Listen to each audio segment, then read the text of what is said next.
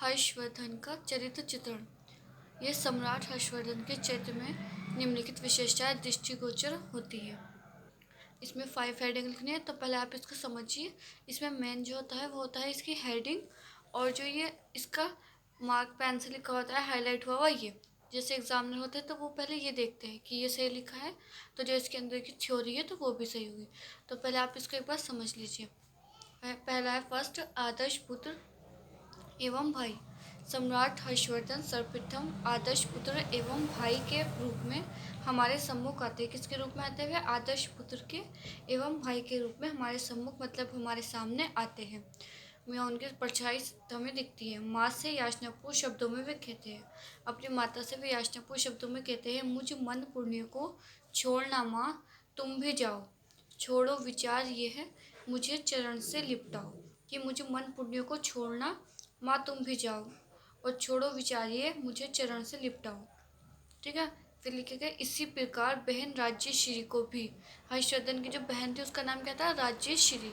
ये आपको हाईलाइट करना है कि बहन का नाम क्या था। जैसे राज्यश्री था तो इसको ब्लैक पेन से लिख लेना है। इस प्रकार बहन राज्यश्री को भी वे अग्निदाह से बचाते हैं। बड़े भाई राज्यवर्धन के प्रति भी उनके मन में अपार स्नेह है। अग्निवास से क्या बचाते हैं? जबकि वनवास, राज्यश्री जो है इनकी बहन है वो वनवास में रहती है, तो ये अग्निदास उन्हें बचाते हैं। और जो उनका भाई है उसका नाम क्या है? राज्यवर्धन। हर्षवर्धन के भाई का नाम है राज्यवर्धन के प्रति भी उनके मन में अपार स्नेह है। फिर लिखेंगे, बाहर चले जब राज्यवर्धन हर्ष पीछे पीछे चल पड़े। ज्यो वन गमन में राम के पीछे चले लक्ष्मण अड़े। जैसे राम के पीछे कौन चले थे? लक्ष्मण। जब राम वनवास को जा रहे थे तो उनके पीछे पीछे कौन गए थे? लक्ष्मण। तो उसी प्रकार हर्षवर्धन उनके पीछे पीछे गए अपने भाई के पीछे राज्यवर्धन के, जिस प्रकार लक्ष्मण राम के पीछे गए थे। ये लिखना है आपको। आप इनके स्क्रीनशॉट लेते रहना साथ में, और पहले आप इसको समझिए, फिर आप इसको अपनी नोटबुक में उतारना। फर्स्ट हेडिंग आपकी याद हो गई होगी। फर्स्ट हेडिंग है आदर्श पुत्र एवं भाई। सेकंड है योग्य एवं कुशल शासक। मतलब योग्य मतलब कि ये इस राजा के नीति अपनाने के योग्य है, योग्य एवं कुशल शासक। ठीक है। तो इसमें लिखना है, पिता और भाई की मृत्यु के पश्चात, पश्चात का मतलब बाद में, पिता और भाई की मृत्यु के पश्चात हर्ष राजा बने। उनका शासन सुख और शांति से परिपूर्ण था। किसका? हर्षवर्धन का। इसमें फिर हेडिंग में लिखने है, ये आपको ब्लैक पेन से लिखना है। मैंने पिंक कलर के पेन से लिख रखा है क्योंकि ये वीडियो में दिखता नहीं है ब्लैक और ब्लू, तो आप इसको ब्लैक से उतारेंगे। हेडिंग भी ब्लैक से उतारनी है, और ये जिसकी थ्योरी है आपको ब्लू से उतारनी है। नहीं अधिकार नृप के पास रखे धन प्रजा का, करे केवल सुरक्षा देश गौरव की ध्वजा का। ठीक है। क्या? नहीं अधिकार नृप के पास रखे धन प्रजा का, करे केवल सुरक्षा देश गौरव की ध्वजा का।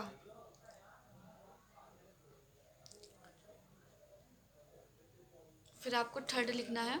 थर्ड नंबर पर साहसी पराक्रमी एवं धैर्यशील। नंबर 3 पर क्या लिखना है? साहसी पराक्रमी एवं धैर्यशील। कि वो साहसी भी है, पराक्रमी भी है, और धैर्यशील मतलब वो शांति से काम करने वाला है, धैर्य रखकर, ये नहीं चलती चलती में। कौन? हर्षवर्धन। इसमें आपको लिखना है, सम्राट हर्षवर्धन अपने साहस। हमारा जो चैनल है वो कक्षा 9 से लेकर 12th वालों तक के लिए है। यदि आप इस चैनल पर न्यू है तो इस चैनल को सब्सक्राइब करें एंड वीडियो को लाइक करें। और यदि आपको कोई और वीडियो चाहिए हिंदी से रिलेटेड तो आप हमें कमेंट बॉक्स में लिख सकते हैं। तो इसमें लिखना है, सम्राट हर्षवर्धन अपने साहस, शौर्य, शौर्य होती है उनकी सुंदरता, शौर्य एवं और उनकी जो तारीफें होती है उसको कहते हैं कि उनकी शौर्य, उनकी प्रशंसा जो होती है, शौर्य एवं धैर्य के कारण, मतलब धैर्य से काम करने के कारण विख्यात है, मतलब प्रमुख है। उनके पिता ने मृत्यु के पूर्व उनसे यही कहा था। जब उनके पिता की मृत्यु नहीं हुई थी तो उससे पहले उनके पिता ने उनसे यही कहा था, हे महात्सवता, राजपुत्रता से बढ़कर तुम तेजपुंज, तुम हो बल विक्रम के दिनकर। किसके? विक्रम के दिनकर। एक बार और पढ़े इसको। हे महासत्वता, राजपुत्रता से बढ़कर तुम तेजपुंज, तुम हो बल विक्रम के दिनकर।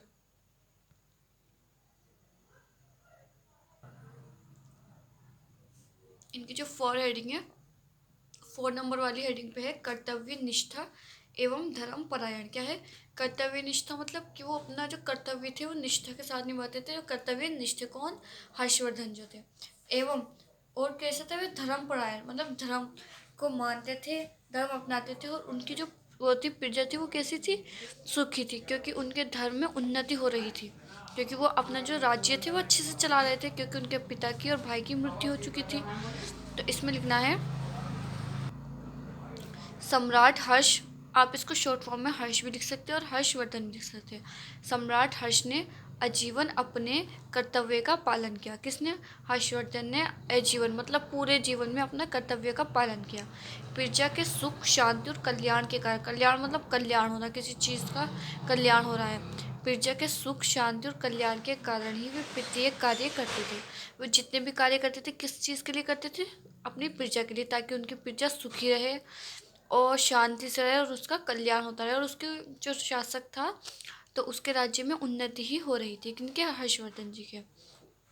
फिर आपको लिखना है था प्रजा के हेतु अर्पित प्राण तन मन धन। प्राण क्या? प्राण क्या थे उसके? तन मन और धन। जो यज्ञ की आहुति सदृश था हर्ष का जीवन। फिर आपको इसको एक बार से और रिपीट कीजिए।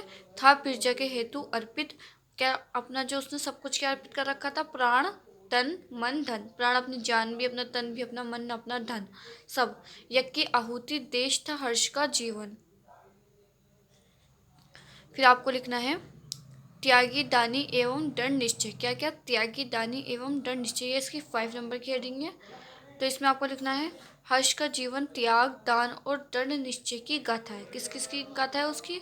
उसकी जो कहानी है किसकी? त्याग, मतलब उसने अपना भी फर्स्ट हेडिंग में बताया कि उसने क्या क्या त्याग दिया था, अपना अर्पित कर दिया था, प्राण तन मन धन। तो हर्ष का जीवन जो है वो त्याग दान और दृढ़ निश्चय की गाथा है, क्योंकि उसके भाई की भी मृत्यु हो गई थी राज्यवर्धन की एक युद्ध में। जब वो रास्ते में लौट रहे थे मार्ग में, तो उसने क्या किया? अपने भाई को त्याग दिया एक तरीके से। तो हर्ष का जीवन जो है वो त्याग दान किया उन्होंने और दृढ़ निश्चय की गाथा है। दृढ़ जैसे काम किया उन्होंने। भाई की मृत्यु का समाचार सुनकर उन्होंने जो प्रतिज्ञा की थी उससे भी उनके दृढ़ निश्चय का पता चलता है। जब इनके भाई की मृत्यु हो गई तो उन्होंने एक दृढ़ प्रतिज्ञा ली थी। प्रतिज्ञा मतलब एक कसम ली थी, तो उससे भी इनके दृढ़ निश्चय का पता चलता है। फिर आपको लिखना है लेकर चरण राज आदि की कर्ता प्रतिज्ञा आज में निर्मूल कर दूंगा धरा से अधर्म गौड़ समाज में। गौड़ समाज जो था एक जहाँ पे उसके भाई की मृत्यु हुई थी, तो उस समाज की बात ये कर रहे थे। तो इसका राज्य, इनकी जो बहन है राज्यश्री का भी चित्रण है। तो यदि आपको वीडियो चाहिए तो आप हमारी प्लेलिस्ट चेक करें, और उसमें जब आप पढ़ेंगे तो आपको ये लर्न हो जाएगी। इसमें लिखना है आपको लेकर चरण राज आदि की कर्ता प्रतिज्ञा आज में निर्मला कर दूंगा धरा से अधर्म गौण समाज। निष्कर्ष में लिखना है इस प्रकार हर्ष का चरित्र एक वीर योद्धा आदर्श पुत्र एवं महान शासक है। एक वीर योद्धा आदर्श पुत्र एवं महान शासक है। यहाँ ये कंप्लीट हो चुकी है। यदि आप इस चैनल पर न्यू है तो इस चैनल को सब्सक्राइब करें। और आपको इसमें एक चीज़ का ध्यान रखना होगा कि ये ना ऐसे भी लिखा हुआ आ सकता है, जैसे ये है सम्राट हर्षवर्धन के चरित्र में निम्नलिखित विशेषता या इनका चरित्र कुछ भी आ सकता है। बस आपको ये देखना है कि इसमें हर्षवर्धन का आना चाहिए। नायक भी आ सकता है लिखा हुआ, या प्रमुख पात्र, तो आप देख लेना। ठीक है, यदि आप इस चैनल पर न्यू हो तो इस चैनल को सब्सक्राइब करें, वीडियो को लाइक करें।